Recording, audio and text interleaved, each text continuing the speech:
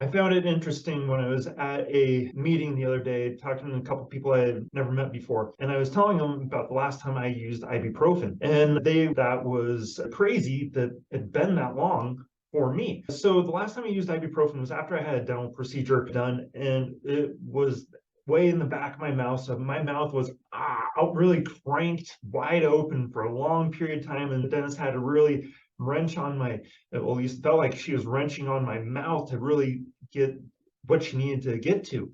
And so afterwards, I was feeling okay, but then that night, the next day, the following day, and it went on for a week, but I was having a real significant jaw ache as well as having a headache. And I used ibuprofen over the course of that week to help me be able to sleep. I didn't use it during the day, but just to help people get to sleep. It was effective for helping me with that. And I used it probably 4 nights, I think, that week.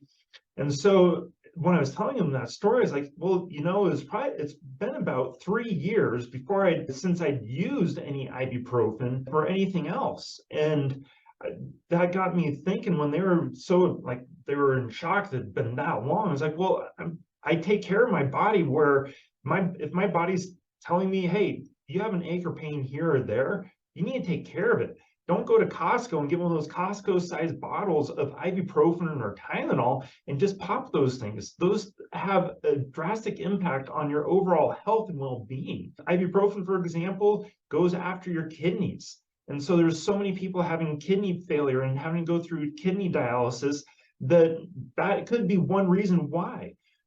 Tylenol goes after your liver. And so if you're relying on these things to address your discomforts, discomforts are symptoms telling you that your body's not functioning the way it's supposed to, and you should look into that before it becomes a bigger problem.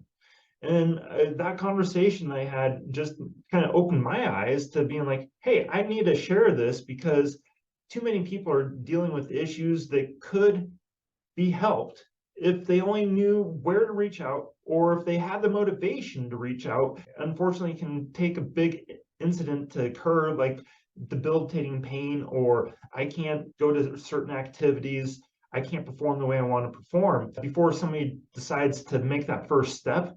But that first step can definitely save you a lot of anguish and agony over the years to come if you take care of it and you stay after whatever the problem is to make sure that doesn't come back.